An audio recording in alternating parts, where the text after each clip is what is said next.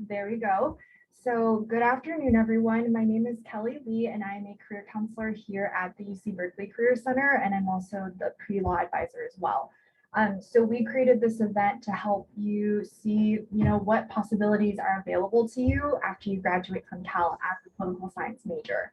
When we look at the first destination survey data, which is a survey we send out to students when they graduate, asking them what they're doing, in the world of work, we see that students go into all different fields, whether it be in government and policy, to law, to consulting, marketing, HR. So there's really a lot that you can do.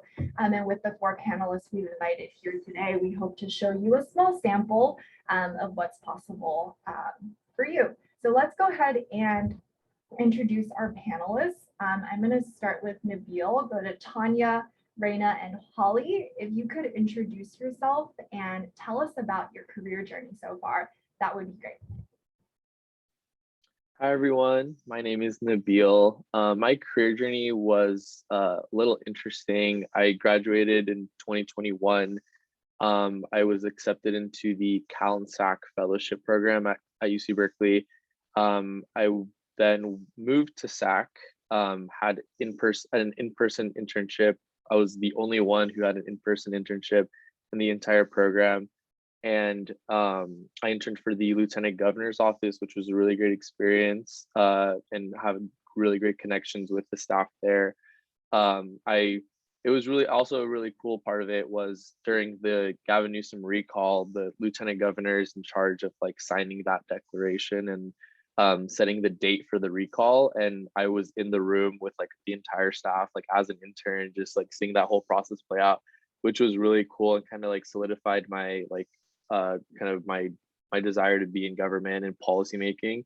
But at the end of that fellowship, I had a really hard time securing a job at the Capitol.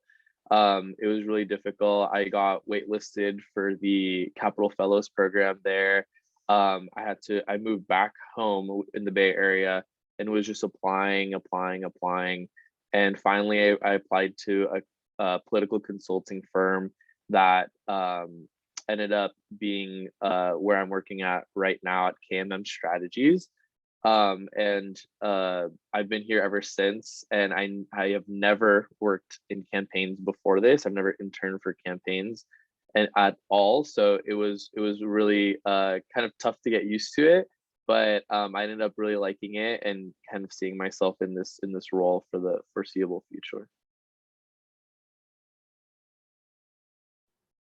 Go to Tanya next, and then Raina, and then Holly to wrap us up.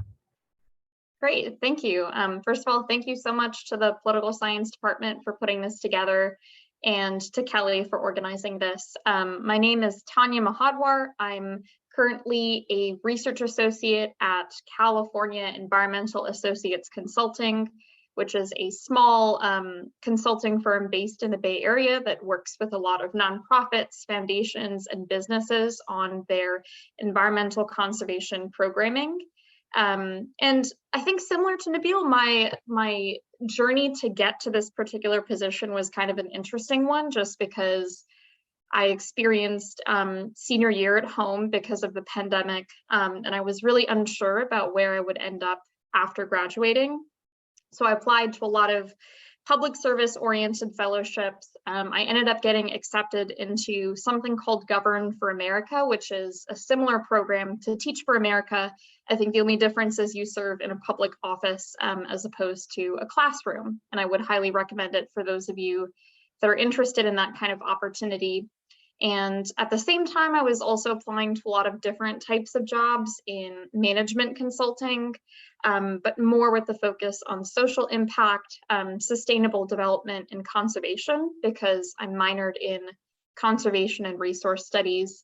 And ultimately, I decided to accept an offer with CEA Consulting, and I've been here since June of 2021.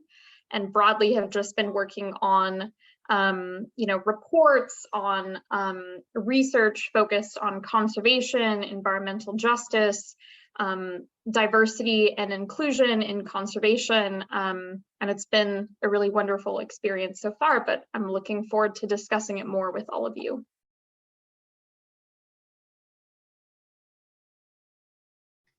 Reina, would you like to go next? Yes. Hi, my name is Reina. Thank you so much, Political Science major and the Kelly for organizing and having me. I am, I'm here in Japan. So this is very exciting to join the meeting that's happening in the United States. I graduated from Cal in 2018. While I was in college, I interned so I'm from Japan, so I interned for Ministry of Foreign Affairs of Japan in Tokyo and some think tanks in DC during summers. And when I graduated, I worked as a reporter at Washington DC Bureau of a Media Outlet and cover economics and trade policy under Trump administration in DC.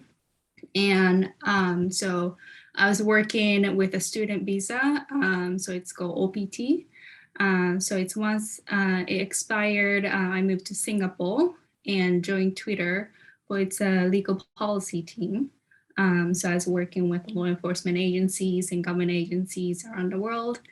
And I left Twitter last year due to anticipated relocations for my family reasons. And I moved between about 5 countries 6 times last year alone. So I was doing some freelancing work, and I also worked for UN Institute of Training and Research as a UN volunteer, and I am participating in some UN conferences such as Internet Governance Forum, a speaker this year.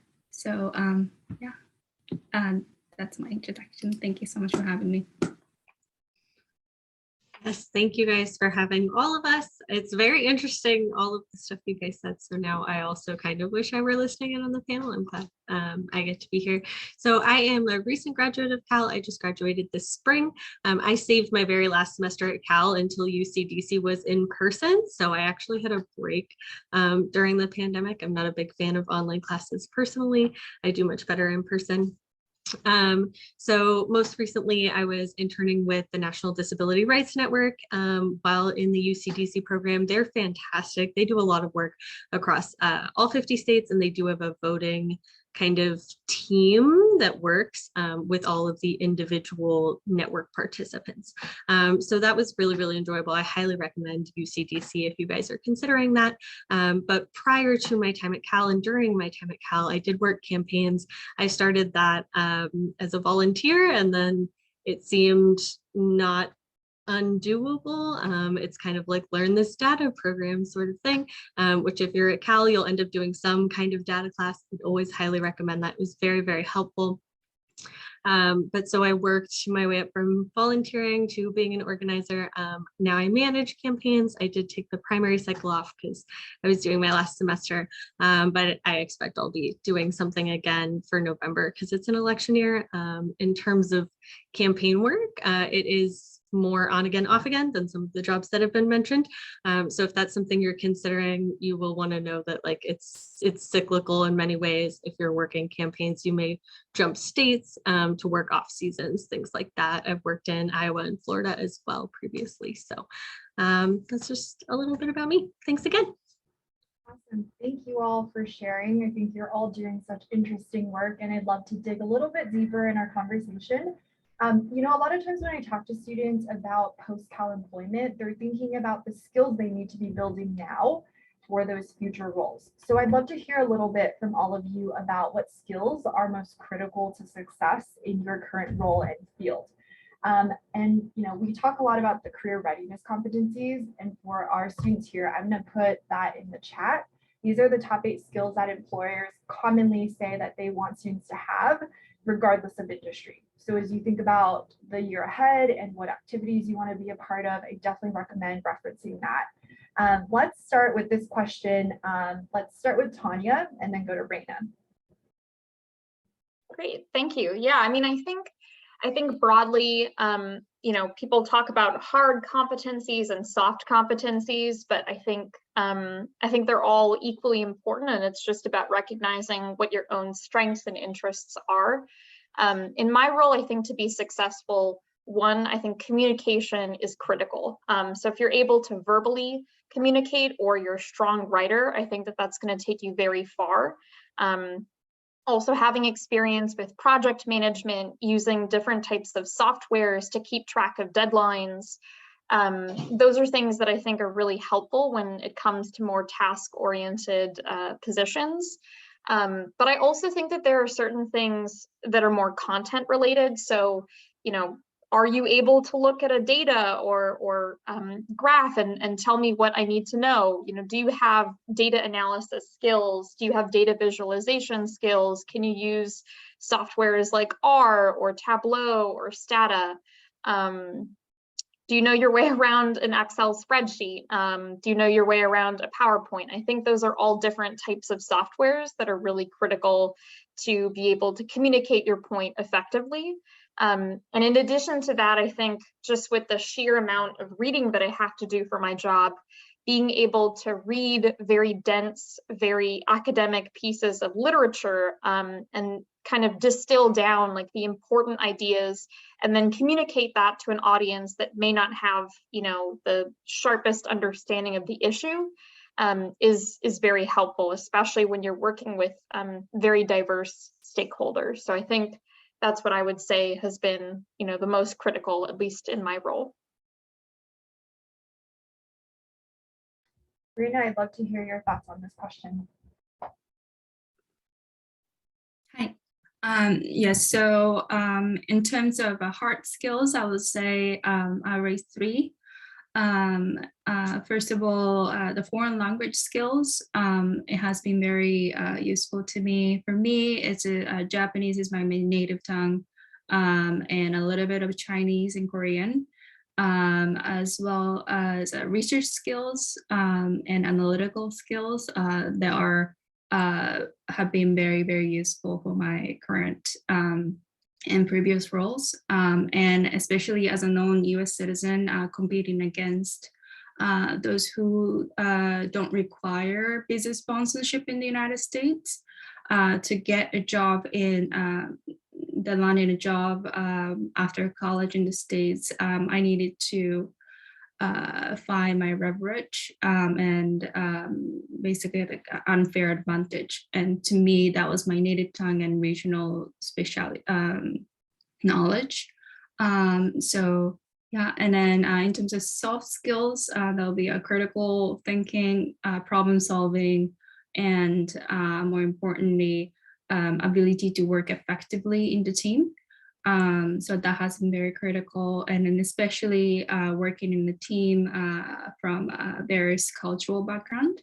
So at Twitter, when I first started the team, we had 5 people in the team, and then they were all from different countries and different continents. And it grew to like 30 people in the team when I left, but that they were from very different countries, from different languages, cultural background, religious background. So yeah, so that those would be the skills that I think is important. Rena, let's go to Holly and then Nabil. I would agree a lot with the data mentioned earlier. Data visualization especially ends up being a lot bigger in the field than I expected it would be when I started, just to be able to explain those broad concepts in a way that people can understand and really make data more tangible for folks, because we all know those numbers can get a little hard to handle, especially for people that haven't gone through any kind of data training and are just consuming the material. And then as someone who's hired in a couple spots, I would also echo any kind of additional language stuff you can do. We're always very, very happy to see people that are bilingual or more. And that's not a skill I have, but that's a skill that I really, really would recommend. So in terms of hard skills, just agree with my fellow panelists there that those are very, very important. And in terms of soft skills, I would add just being really adaptable to the job that you come in, because when you start, it's not like classes where everybody starts at the same time. It's typically you're starting when everybody else is already going. There's a lot of things happening. So you have to be able to pay attention to what's going on and really integrate yourself into the work that you're doing, ask questions, and be really mindful to be able to adapt and fit in with that team in a way that is effective. So that's something that not everyone is particularly good at. It can be really hard to start a new place, but that's a skill I've seen that's very, very valuable.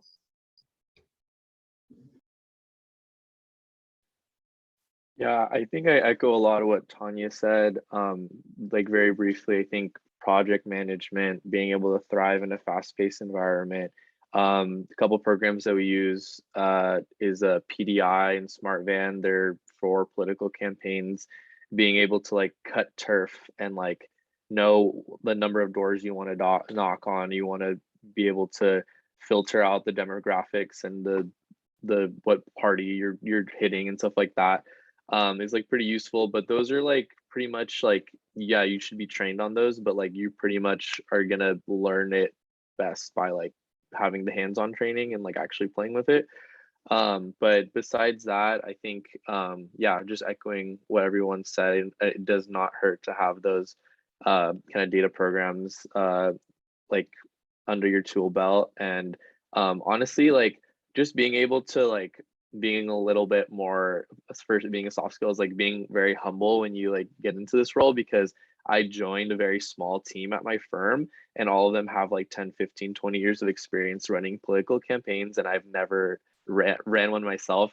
That was just like I had to take a step back and be like, all right, I know nothing and I need to learn everything as I go, and it's gonna be okay. But like that was something that I learned, and I was like, okay, wow, this is a thing. That's great advice, Nabil. Thanks so much for sharing. Excuse me. I wanted to kind of go back a little bit to your experiences at Cal. I'd love to know, what experiences were you involved in outside of your classroom at Cal? I know some of you briefly touched upon it, but if you could expand a little bit more, and how did these opportunities prepare you for your current role and field? Let's start with Holly and then go to Tanya. Yeah, so I think the biggest thing I did outside the classroom at Cal was my internship in UCDC. It was the most time intensive additional thing to classes that I did while I was attending Cal. And in that, I think the biggest takeaway, like this is what I really got from it, was when you go into a new, it wasn't the same field. I've worked in campaigns previously, so it wasn't like my first job experience as this internship, but it was a completely different thing when it's about policy, and the pace of that work is very, very different. The content that you need for that work may use the same programs and softwares, but what you're developing and who you're developing it for is very, very different. So getting to know how to adjust what it is we got to learn in the classroom, all of the different data and skill kind of sets, the different communication tools, et cetera, and kind of pivoting those from the perspective you may have been looking for before to a new perspective when you enter a new organization, I think was really, really valuable. And that's something you can get from an internship like I did, and it sounds like a few of the other panelists may have, but I know you can also do that when you are participating in research at Cal while you're at your time there as well. So doing a couple different research projects with professors will also kind of give you that perspective. Even if you're just going to office hours, getting to know the perspective of your fellow students and professors is very similar to when you're in the workplace. You will be learning new coworkers, new bosses, things like that. And those skills that you have at Cal will be directly applicable to those outside of Cal. And it works in reverse. Anything you learn that is in those extracurricular things, you can bring back to what you're doing in the classroom to really improve the quality of work and the perspectives that you can put into the work you're doing in your classes at Cal. Yeah, I would definitely second what Holly just said. I think that the experiences I had outside of the classroom honestly prepared me the most for, you know, the current role that I have maybe even a little bit more so than the things that I learned in the classroom. So I would definitely plug the URAP program. I was able to get on quite a few different, research projects with professors, and that was super helpful in terms of learning new data visualization, data management skills, getting FaceTime with professors, which, doesn't hurt if you're trying to apply to programs or grad schools that require letters of recommendation. And I mean, professors are just very, very knowledgeable. So even getting to pick their brains on anything under the sun is kind of a gift sometimes.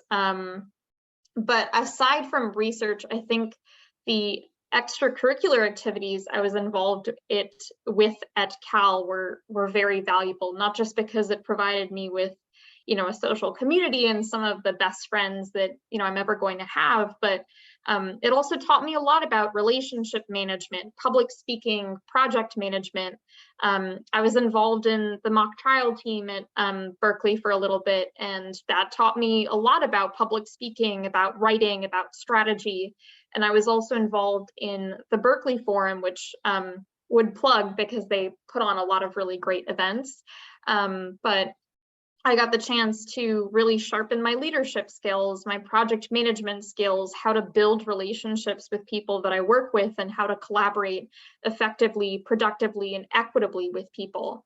And so all of those things were hugely, immensely valuable for me as I apply all of those skills in my work. Go to Nabil and then wrap up with Raina for this question. So I did several different types of internships. I've done everything from nonprofit to legal to public service, to even private sector, just communications. And I brought something to the table. I had different experiences.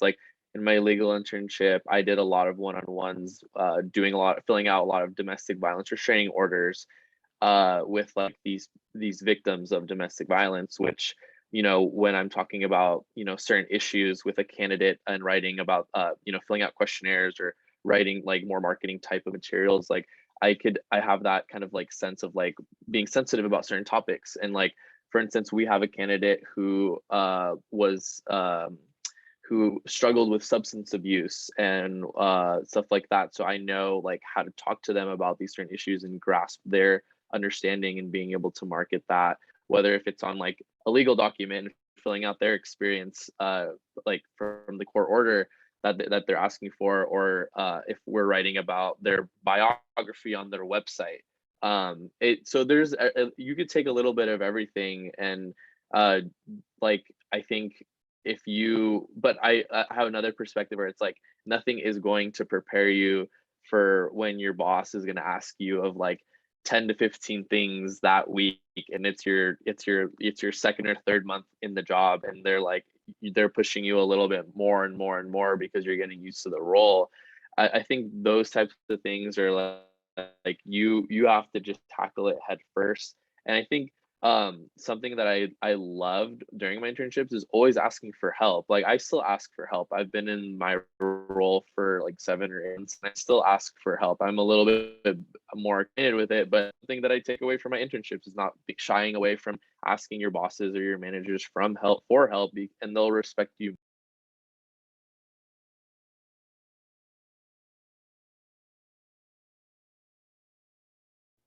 Raina, what are your thoughts?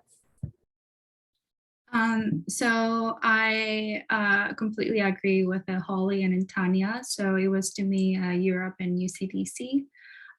So I had an honor to work with multiple professors through Europe at Cal. So I was able to not only build relationships with amazing professors, but also learn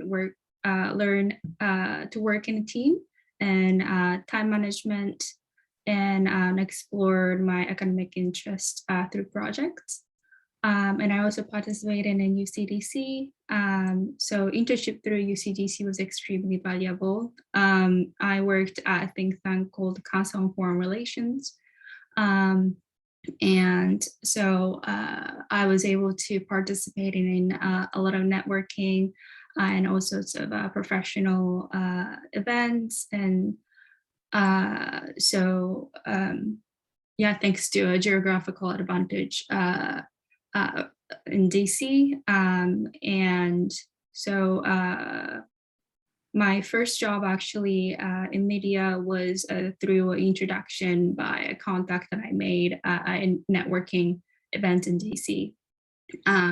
So I was lucky to have an incredible supervisor at internship, and I learned from her a lot, but also she's now, she's one of my mentors to this day.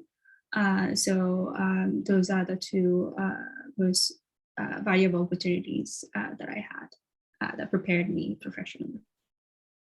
Sounds like the extracurriculars you all pursued were really valuable, and at the same time, there's a lot to learn when you're actually on the job. Raina, you actually just mentioned networking, which brings me to my next question. How do you recommend students connect with professionals in their desired fields for networking? Because a lot of times when I talk to students about networking, it feels really nerve-wracking. And it also feels like, why would someone want to give me their time? What do I have to offer or contribute to them? So I'd love to hear all of your thoughts on this. Let's start with Raina, and then let's go to Holly and then Tanya and wrap up with Nabil.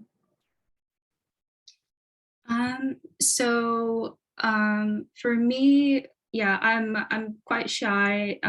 So it was a little bit hard for me at first, but I participate in basically every single event that I got an invitation, especially in DC. So, well, one thing that you could do is to join a professional organization. There are tons, not only in DC, but in California. So participate in those and then just go to the events. And well, for me, I didn't really think about what to contribute. I was there to learn from people there and to make friends almost. Yeah, if you're over 21, go to happy hours hosted by professional organization. And even if you are 21, there are many events, like Think Tank has so many events.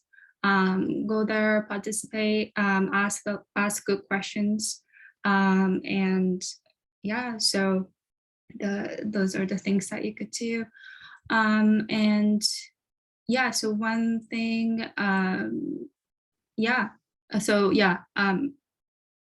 one thing I really appreciated interning at think tanks was that it allowed me to attend those events. And yeah, so in college, I interned for 2 think tanks, and then both of them allow me to participate in most of the time any events as I wanted. So yeah, go there, ask questions, and if your internship doesn't give you a business card, make one yourself, and make sure that you follow up after the events. I would definitely agree about events. If you do the UCDC program, there's a bunch in DC that are really enjoyable. I'm sure she would agree. But also while you're at Cal, there are a ton of events on campus that are like authors talking about their books that will be about a particular topic, things like that, where you can go. And they often do have food and snacks and drinks and stuff like that after, and people will stand around and talk about what you just saw. So when you're approaching networking, if it's really intimidating to think of it as like, how do I network? Just think of it as you're going to just meet some people. And if you are interested in some of their work and they mention things that are interesting to you, have some good questions, just talk to them about it, because you're really just developing some professional relationships with people that are interested in the kind of professional work that you are interested in. And that can be as simple as talking to them about their current job and finding out if that sounds like something that would be interesting to you, or if they maybe mention a different job that might be more your lane.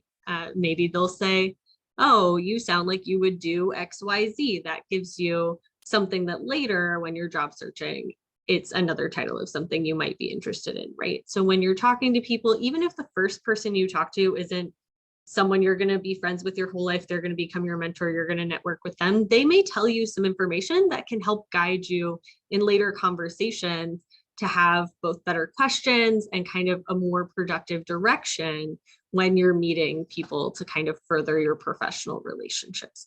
So sometimes networking feels like a loaded term and can be really stressful. But if you think about it as just you're going to meet some people and see if they have interesting information that can be useful to you.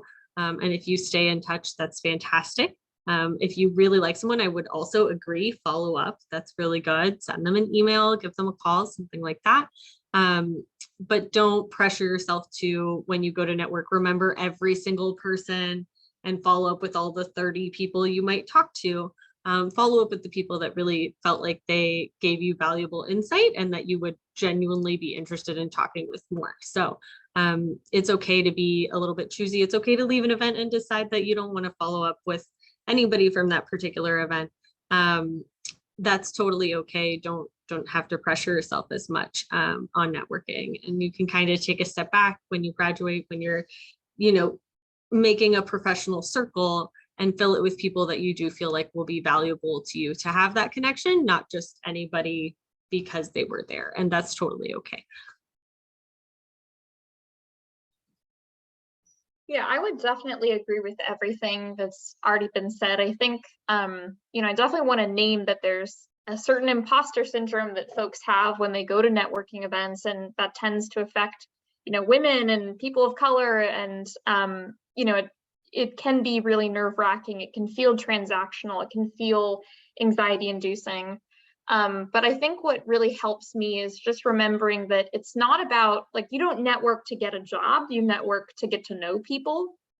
And so I think that kind of can help take the pressure off of building those initial connections. And, if you're worried, if you're not sure, if you're, if you feel like you're just not going to fit in, or you're going to feel like a fish out of water, I would certainly recommend some of the more affinity-based networking events. I know that the Career Center does a really great job of, creating, events for people in specific career pathways. So I know that I attended one a couple semesters ago on, government, and another one on sustainability, and that was really interesting.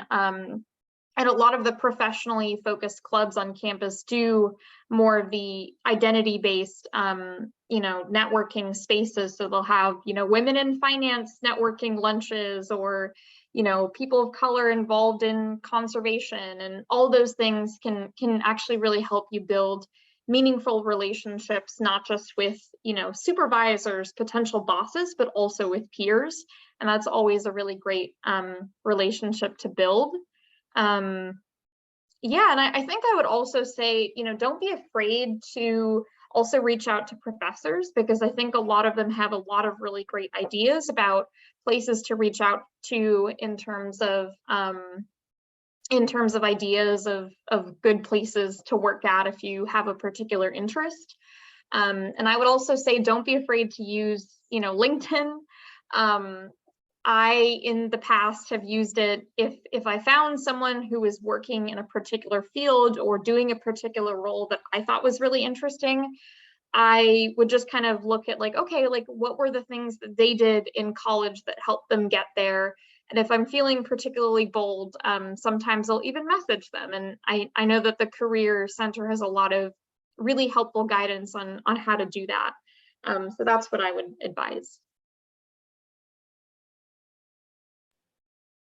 I remember when I was a junior and senior in college, I absolutely did not know what the hell networking meant or was or anything. And it just took me a long time to realize, oh, I'm just literally talking to people and learning about them, their journey and their job. And I remember being so nervous, like doing these coffee chats, like, what do I ask and all this stuff. I think the only thing I could say is like, I think like you should come prepared, if you like their job title or you saw like where they went to school or what they've done, like come with questions, come prepared. Like these people are taking time out of their busy days to talk to you. At the same time, people love talking about themselves, and they will always, especially if they're nice, they will always give you like 15-30 minutes of their day. I remember when I was trying to look for a job, I was like, okay, well, me applying to jobs on LinkedIn is not working. So I would just go on LinkedIn for hours a day and look at interesting job titles, interesting people, interesting things that they've done. And I just cold message them and say, hey, like I'd love like 30 minutes of your day. I just graduated from college. I've done this. I'm interested in these fields. I've noticed you've done this, this, and that. And they would just say, hey, like that, yeah, that of course I will. And that I've gotten a mentor from it who's like had the same career path, kind of personal experiences in life, and I still talk to him to this day. I've done that with a professor who's a course I've taken, and he's referred me to another student of his that's graduated. I hopped on a Zoom with her when I was looking for a job. She worked in the governor's office. I was just trying to get to know her and like what she's doing. 3 months later, she recommends me for a role in the governor's office that I ended up like interviewing for months for. I ended up rejecting the offer, but like just things like that, you never know what that is one Zoom call and that one impression that you make will lead to. And I always tell everyone, I'm like, take every single opportunity that you see, even if you hated that Zoom call or if it was awkward or weird or whatever, always take it. You will never know what path it'll lead you down. I think there was a lot of great advice given, and it prompted me to share a couple of resources with you all. Tanya mentioned Career Center networking events that she's attended in the past, so I'm going to quickly share my screen and just give you a quick preview of some of the networking career connections events that we'll be hosting this fall, which include Women in Business, Digital Media, and the other two that are listed here. And then Nabil prompted me to share the LinkedIn Alumni feature with you all, which is a really neat tool on LinkedIn. I'm going to pop this link in the chat, but it's really nice to be able to see what other folks are doing, their trajectory. And this is actually how I came across Tanya's profile and reached out to her and said, hey, I think you'd be a really great fit for this panel that I'm hosting. So you could, if you wanted to see what other political science majors are doing, you can use the what they studied filter. You can also look by career fields, or if you're thinking about graduate and professional school, you can type all of that stuff in. So just wanted to put a plug for those two resources. And then the last thing is, I really like this article for how to elevate your informational interviewing conversation. So I'll share that in the chat, because sometimes they feel a little bit more bland or transactional. So there are some good nuggets of information there. Looking at the time, I'm going to pause. I'd love to get some questions from the audience. So if you have a question for any of our panelists, feel free to unmute yourself and just ask, or you can put it in the chat.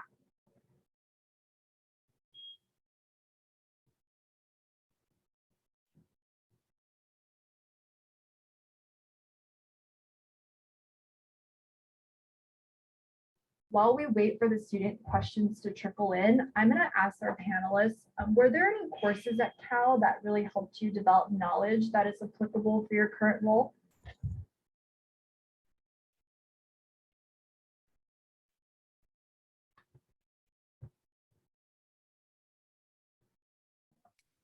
I can answer that one. Yeah. I took a campaigns and media class with Professor Schur, I believe his name is. And that was really, really good. I had already been doing some campaigns, so it was a little bit easier, I think, than it might be if you had no experience. But because I had already done some, I was able to see how incredibly relevant it was. And I have been able to use the experience from that on work since then. And then I know in the chat, a data visualization class was mentioned. I also took quite a few data courses in addition to the PS3 course. So any of those that look interesting to you, I would recommend. It's very helpful when, even if you're not doing the data yourself, when you're at work, if someone presents you with data, being able to understand what they did to get there and kind of what their conclusions actually mean is very, very valuable. Thanks, Holly. I see that Anna Marie has a question. I imagine this is directed for all of you. Are any of you thinking about graduate school? Do you feel like that's a critical step to get to where you want to be in your career journey? And anyone can just start. Yeah, I'm definitely thinking about graduate school. I'd really like to get a master's degree in urban planning and possibly an MBA. And I think that it's not necessarily the training, although the training is definitely really helpful, but I think, again, it provides sort of like a built-in network of professors, of, you know, very qualified peers that you can turn to for networking advice. And also, if you just like school, then I think it's a great option. But, you know, obviously it's a big financial lift, so definitely do some planning in advance if that's something you're ready to do. But yeah, I mean, at least for me, it's definitely in the cards.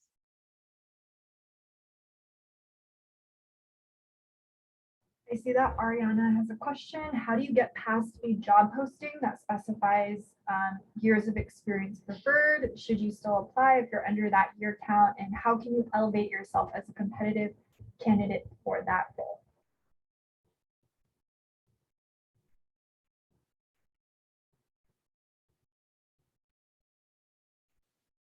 I would say that you should always apply. I mean, obviously, if it says like 10 plus years of experience, you probably shouldn't be applying to those roles. But if it's anything less than 5, I say go for it. That's always been my rule of thumb.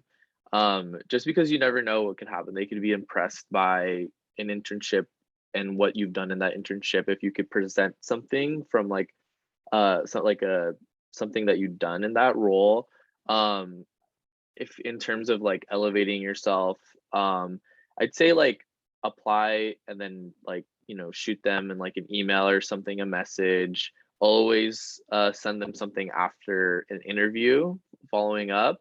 In terms of being competitive, I mean, you want to stand out for that role, right? So if you have something to offer that a lot of people might not, I would include that in your resume, in your cover letter. Just always think about how can I stand out in this really crowded field because there's like 50 other people applying for that same role, right? Thanks, Nabil. I definitely agree with. Oh yeah, Holly, go ahead. I was gonna add, even if you're not super sure you want it, but you like half of the description and you are looking, apply anyways and focus on that half because you don't know the distribution of work within the job. And if that's the focus or not, job descriptions don't really say it'll be 80% of this and we're looking for 10% of this in most of them. So apply, focus on the spot. And even if you don't necessarily decide you want it, it's really good to get that interview experience and to be able to present yourself in those kinds of ways. Like that's really good prep for when you do come across one of these that you really, really want to be able to do really well when you get past to that interview stage. Thanks, Holly. I think Raina, you had something to add. Yeah. Yes, I totally agree with Holly and Nabil, but I would like to add, so for like a large companies or like a USA job, they have an AI filtering. So make sure you will insert keywords that you will see in the description in your resume. And if you have gaps in the skills or the years of experience, make sure you explain how you can sort of fulfill those in cover letter. And then if you can reach out to somebody in the team you're applying for or a company, I will ask for information in interview and then make sure that like what kind of candidates they're looking for. That's what I will do. Totally solid advice. Thanks, Raina. There are 2 questions actually in the chat for you specifically. I think folks here want to know what your role as a legal policy analyst at Twitter actually entails.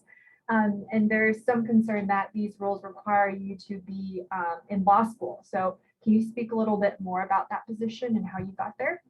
Yeah. As a legal policy specialist, I worked with the job itself. It's sort of there are a lot of confidential sort of information that you will dealing with. So mainly, so you will get requests. You will get contacted by the law enforcement agencies. Let's say goes something imminent, something that national security threats happening might happen, and you will work with them, but make sure that the Twitter enforce its policy and the protect the freedom of speech of the user. I'm sorry that it's a little bit vague, but so definitely my peers, my supervisors, they have law enforcement background, and a lot of them had law school or studied law, but it's not required. I haven't gone to law school. I only have BA, and well, so it's not what's very important to me landing the job was having foreign language skills, and have sort of regional. I demonstrated my regional sort of expertise in the resume. So if you have, if you know anyone who works in the team, I'll reach out to them and then and ask like what could make a difference in making you a stronger candidate. But yeah, I hope this answers your question. Thanks, Raina. Myla is asking, do you have any tips on how to narrow down your interests in order to feel more focused on one specific goal rather than having many possibilities? I think this is pretty common with a lot of students I meet with. They have a lot of different interests, so honing it down is sometimes a challenge. Any thoughts, tips, insights you can share with our audience?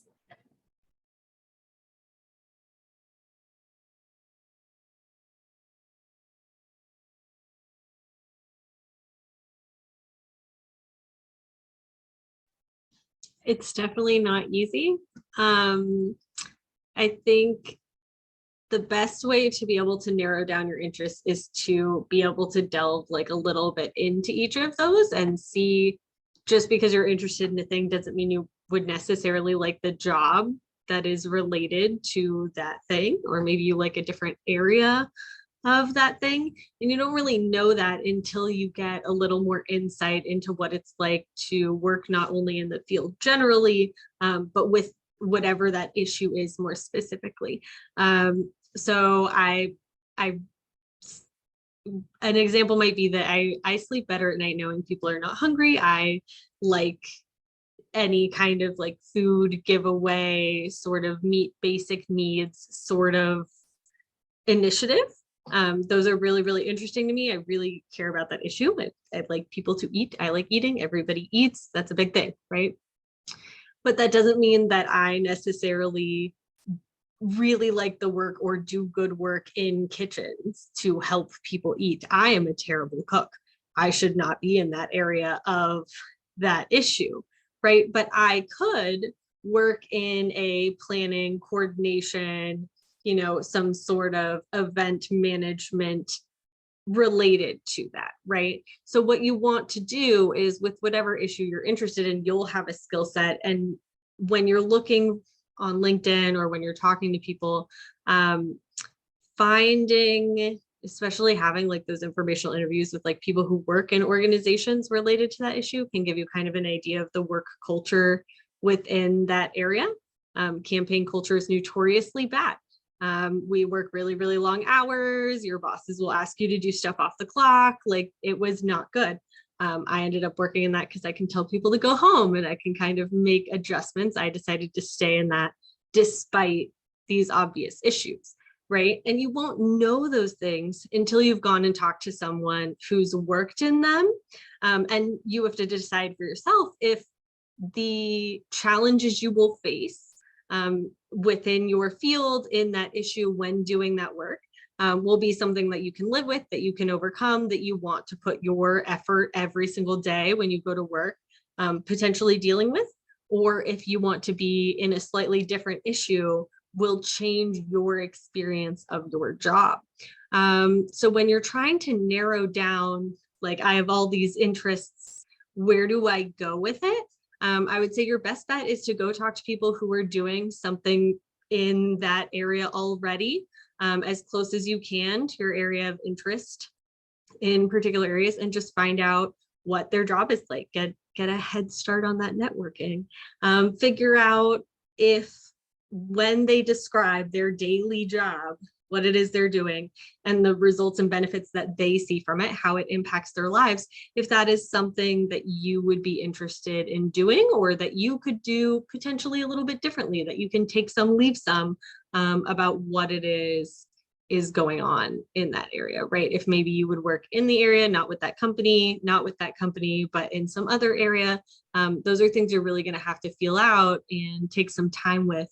And I wish it were a shorter answer. You could toss a dice and start there, but I think you will be more satisfied for having put in the time and effort to find where you will have a satisfactory work experience that has a good work-life balance, that you're able to accomplish goals outside of work while still having your work be important, but not letting your work become everything. You can work on those issues if you have a good work-life balance on your time off. I can go volunteer at the food bank on my time off, even though I am not working specifically on that issue, right? So those are some things that you'll want to consider when you're doing these sort of informational interviews and getting to know what potential work there is. Sorry, that was long. I appreciate those insights, Holly. For the sake of time, let's wrap up with one final question, which is, what is one piece of parting advice you'd like to leave the students here? And if the four of you are open to students contacting you for a deeper discussion, please leave your LinkedIn or email in the chat. Let's start with Tanya, Nabil, Holly, and then wrap up with Raina. So I don't know if maybe I should be saying this, given that this is sponsored by the political science department, but I think one major learning I had was that, I think that there are very few jobs that require you to major in a particular thing. So unless you're, planning on doing a PhD or you want to become, a rocket scientist, there's a lot of different options through which you could pursue a major. And so I would just say, in response even to the last question about like narrowing down interests, like that's one of the beauties of going to a large public school that has so many different departments, so many different disciplines. Don't be afraid to dip your toes in all those different types of classes, because then, through the very dense readings and the exams and the office hours, you'll actually learn what you find interesting and what you're willing to read 60 pages of readings for. And so, yeah, I think what I would say is it matters less what you major in, and it matters more what skills you have. And so I would just say, like, really focus on developing your skill set, focus on, being a strong communicator, being a good leader, being a good project manager, having data analysis and visualization skills. And then also, think about what matters to you in terms of your work-life balance. Do you want to be working long hours and have more PTO, or would you rather have a more sustainable schedule, but maybe work part-time? Understand that in certain fields, the salary is constrained due to, budgeting. So think about all those things in the grand scheme, and I think you'll be better positioned to steer your career trajectory.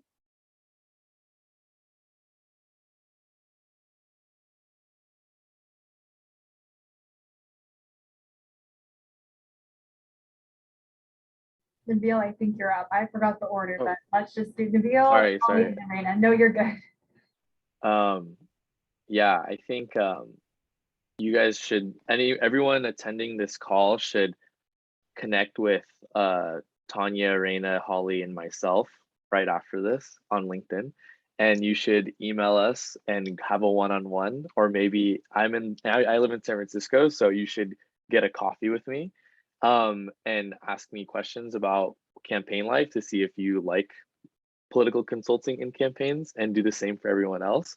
And that's probably the best way you're going to figure out if you're going to want to do this line of work, or maybe this isn't for you and you're going to be doing something else. So I just recommend you talking to everyone. Everyone has so much to offer, an abundance of like knowledge that is just like free and just like waiting for you to just like go figure out. So I recommend that.